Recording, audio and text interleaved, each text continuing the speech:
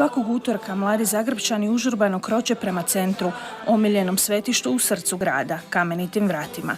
Ovdje će u zajedništvu uz zvuke violine i gitare zapaliti svijeće i spontano moliti. Ja sam večeras ovdje, kao i skoro svaki utorak, baš da bi nekako iskupila sebe, onako mentalno, duhovno, emocionalno.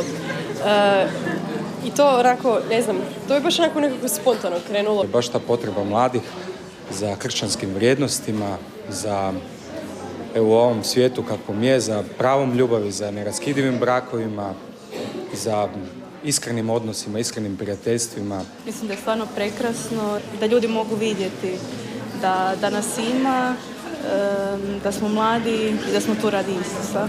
Sve je počelo kada je nekolicina prijatelja, okupljajući se u kućnoj atmosferi, odlučila da je ovakva inicijativa vrijedna širenja. I onda smo zamolili patera Ikea Mandurića da nam da svoj prostor u Palmi i da organiziramo tako neku molitvenu zajednicu. Tako je onda to zaživjelo tamo i tamo smo počeli moliti, ali eto, Gospodin očito ima druge planove i htio da još se proširi, tako da evo nas sada tu. I svatko tko naiđe ovamo malo zastane, možda se i pridruži u kojoj desetici krunice, pa tiho odlazi.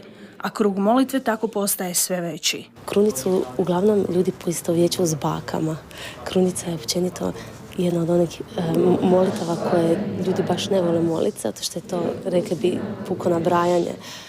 Tako da mladi je zapravo rijetko mole, ali s obzirom da nam je nju ostavila Gospa, ljudi zaborave koliko velike značaje ona ima i kolika čuda čini. U godini vjere mladi ne namjeravaju stati, kažu utorak navečer rezerviran je za molitvu na Kamenitim vratima.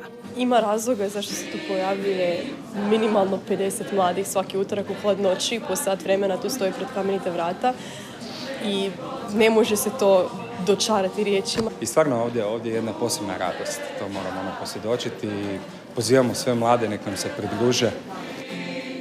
I dušu svoju